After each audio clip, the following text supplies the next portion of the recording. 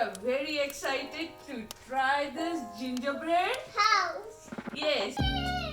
Are you excited? Oh. Wow. So it has all the pieces of the house.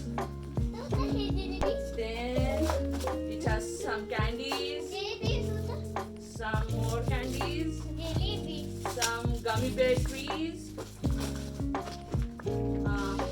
icing that will be binding all these things, jelly beans, and some mints, and a placeholder, I guess, to hold the shape while it's setting. Yeah, so that's all. So let's get started. So the step 1 is to carefully remove all the pieces of the house. Then take the icing and apply it carefully on the edges of the walls. Let it set on the board for 15 minutes. And yes, use the board that you want to present it on. Next step is to put icing on top of the walls so that we can stick the roof. Use the roof holders so that it sticks properly. Now comes the fun part where you can put all the snowy decorations and all the candies on the house.